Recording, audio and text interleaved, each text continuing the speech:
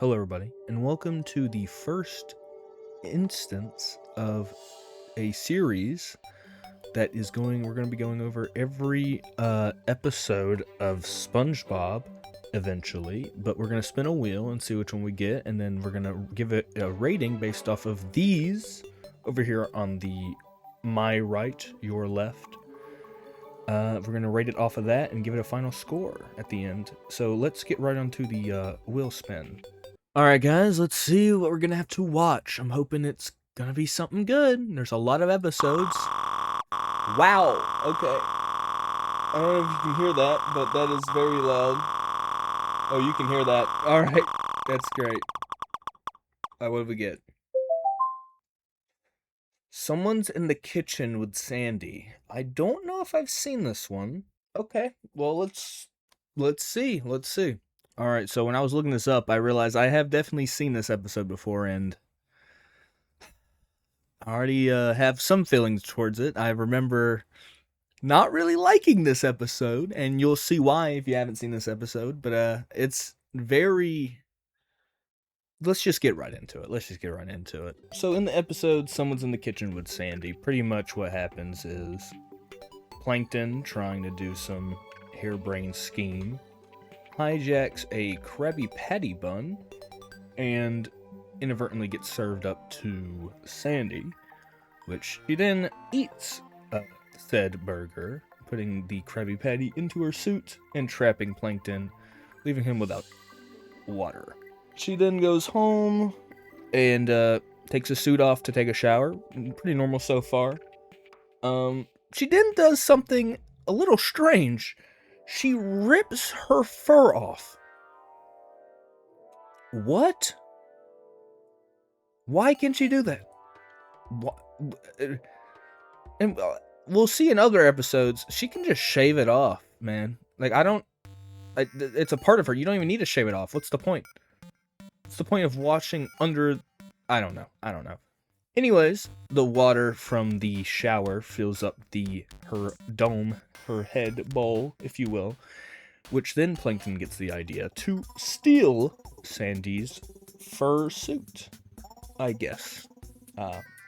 Sandy realizes her suit's been stolen, goes hunting for the perpetrator of said crime.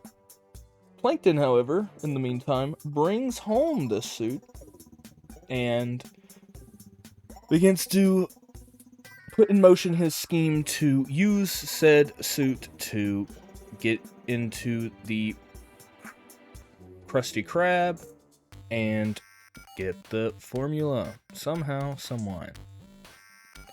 Here is where I get into some of my gripes. You'll see this probably a lot in this show. The people are dumb, alright? The fish are dumb. They're not smart at all. The suit bumps into Larry. Larry's just like, you don't sound like yourself. She's a hollowed out husk of what she used to be. Like, that's like, if I saw that, I would be geeking, because she's hollow.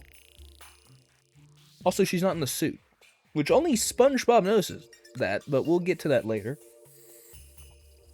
Anyways, Plankton starts talking in a southern twang, as he puts it, which is, fair. I guess that helps. That's actually the only funny part I found about this episode, which I am surprised. Was just the constant, jokes about her southern accent.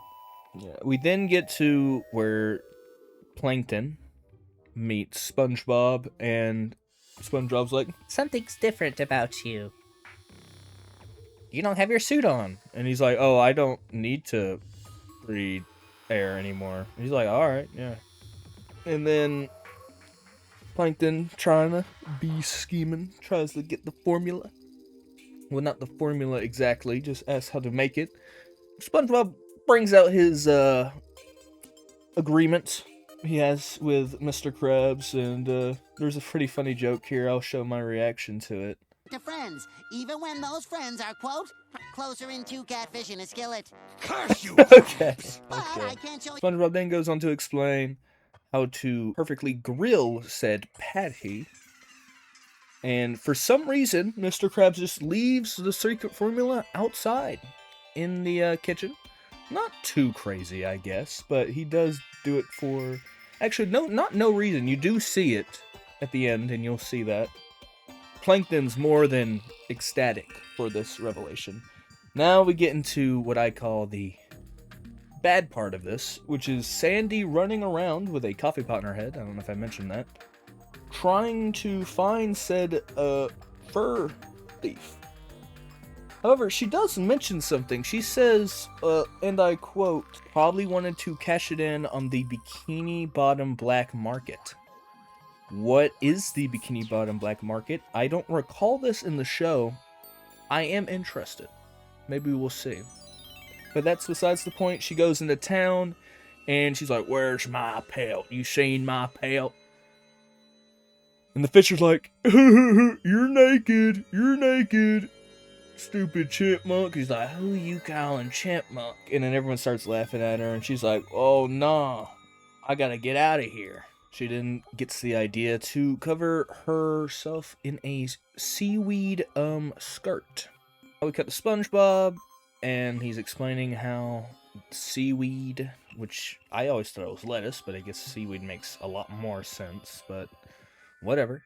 He starts explaining basically how it goes into the burger, the Krabby Patty, if you will, and the ins and out. And while that is happening, Plankton tries to snatch the formula up while SpongeBob's not paying attention. He gets caught, but like just because he wasn't paying attention to the seaweed part, which is actually important. It's important to the plot. It says, never over dry, or else the seaweed becomes brittle and cracks. And remember what Sandy is wearing. That is right, seaweed. She's, for some reason, standing in front of some type of air tube thing. I don't know why it's blowing air out. I don't know the purpose of it, but the purpose might just be to crack the seaweed. She's then pretty much naked again. Which this time in front of the cops, who call her a hairless goat. Which I'm beginning to think, like, how do they know so many animals yet not know the only mammal in their town? I don't know. Anyways, SpongeBob starts to rage bait Plankton, i.e. Sandy, with the bun. Try again. He says that a lot. You know that. On another note, why are the Bikini Bottomites, if you will, why are they so freaky? Why'd that guy take a picture? I don't know. Someone should get that guy checked out. What's his name? Put him on screen. Somebody needs to check this guy out. Anyways, Sandy ends up in some type of park. And actually, I didn't know this before making it, but this episode has has the scene where the mom and the kids are like hiding, like she's like walking away with the kids. I didn't know that's where this meme came from. I thought it was an episode with Squidward. I guess I was wrong. I guess someone just put freaky Squidward there. But that's an interesting fact about this episode, so it's kind of on topic. Like, there it is. I mean, hey, you could have fooled me, but no. It's this episode, so now you know. You can tell all your friends all this fun information. That scene is from Someone's in the Kitchen with Sandy, episode 5, season 7 of SpongeBob. Now they know. Anyways, Sandy then flees into the sewers to avoid being lambasted more by the Bikini Bottomites. Which, I mean, she's wearing clothes. Which, another note, why is she wearing clothes under her fur coat? I don't know. I don't really care either. I guess it doesn't matter. But, like, she's wearing... I don't know. It's a cartoon. And we go back to SpongeBob rage baiting even more, in which Plankton just decides to... Plankton then slaps the Krabby Patty off the plate and says he's making his move. and he does. He makes his move to grab the formula, and he does succeed in that. In which he eats it, even though I thought he was in the mouth. Don't know how he did that. But, alright. He puts it into 4-claw drive, and starts crawling away. Leaping, if you will. But, at the same time, for some reason, a sewer grate in the Krusty Krab. Don't know. But, jumps out of that sewer grate and stops Plankton from fleeing with said formula. Though, SpongeBob's like, Mr. Krab, Sandy's stealing the formula. And we can actually see why he put the formula outside of the, outside of his room. It's because he's cleaning the safe out. So, like, I thought it was a cool note. He's wearing a maid outfit, which, I mean, like, hey, man, whatever you want, Mr. Krabs. You do you. But he runs out of his room, and the AC and Sandy and Plankton fight, pretty much. Well, I say fight pretty much because all she really does is hit him with the 3-piece and grabs Plankton out of her pelt. And she then puts Plankton in the jar, which, as he says, stings his eye. Mr. Krabs shakes the pelt's arm, and the police come, and Sandy offers Plankton as the creep, but they are referring to her because she is a nudist, as they put it. But anyways, that was the episode, and we'll get to the ratings now. Now we're on to the final rating. For comedy and entertainment, I gave it a 7. It made me laugh. There were a few good jokes in there. Not too bad, not too bad. Plot, I'll give it a 7. It's kind of just the Metal Mr. Krabs, Robo Krabs episode, but the Sandy, it's alright. And it's alright.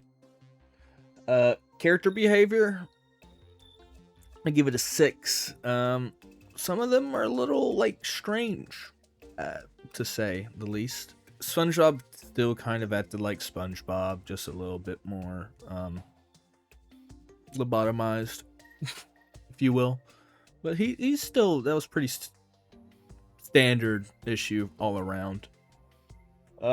Personal rating, I already said a 7. And then for my mystery category, for this episode, I chose character roster. Who's in this episode? And I gotta say, I give it an 8. It was pretty hefty. It had Larry, Sandy, Karen, Plankton, Squidward for a frame, but I'm not going to count that. Mr. Krabs, SpongeBob, of course. No Patrick, which that's strange. But whatever. Pretty good roster, nonetheless. And that brings our score to a 35 out of 50. Overall, it's an above average episode. Not too bad, not too awful. But there, we can get better and we can certainly get worse. Thank you guys so much for watching this episode. For all those who are coming from my main channel, welcome. Others who are just finding me for the first time, hello. Hope you stick around. I've gotten a lot more of these to make, and I want to make. Now that I've made this first one, the others should come quicker, because I think I'll have an understanding how to make more. Don't forget to like, subscribe, leave a comment below if you want to see me review anything specific. Thank you guys so much for watching. As always, be good, stay good, people. Bye-bye.